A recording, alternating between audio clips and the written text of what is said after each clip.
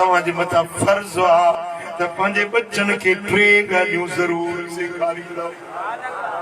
ॿुधायां अमल कयो त ॿुधायां।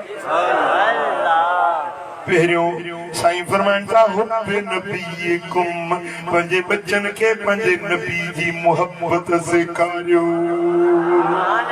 पंहिंजे औलाद खे पंहिंजे नबी जो प्यार मोहब्बत मवद्दत नबी जी उल्फत पंहिंजे बच्चन खे सेखारियो। ॿिए नंबर ते वहुब्बे अहली बैतिही, नबी जे अहल बैतन जी मोहब्बत पंहिंजे बच्चन खे सेखारियो।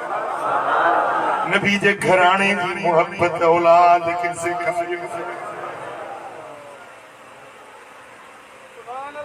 हिकिड़ो छोकिरो मुंहिंजे साम्हूं आंदो न, मूं पुछियो मां चयो असांजे नबी जो नालो छा आहे? इसे कायदे आज़म मोहम्मद अली ख़ान, 5 दर्जो पियो पढ़ी।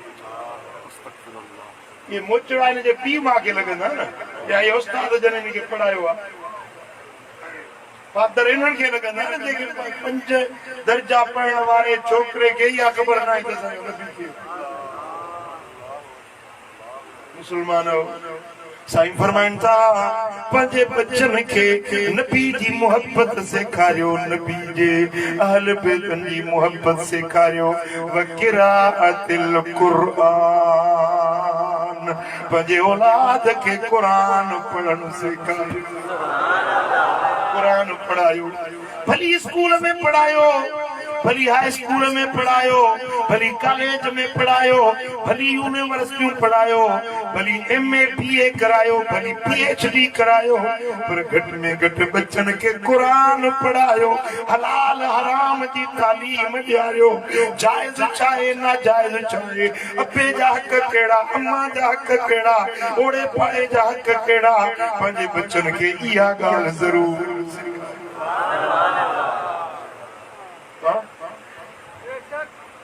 हिकिड़े हंधि मां वियुसि सुजावल में, मूंखे हिकिड़ो माण्हू पियो चवे चुसी इहो तव्हां अलाह जूं ॻाल्हियूं कयूं, अलाह केरु आहे?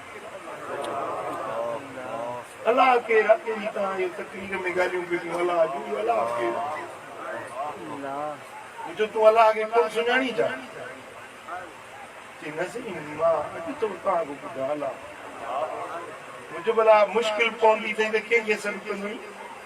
चईसि इहो असांजे पासे में खपड़ियुनि वारो पीर आहे न, असांजे ॻोठ में खपड़ियुनि वारो पीर, मुश्किल पवंदी आहे हुनखे सॾींदो आहियां।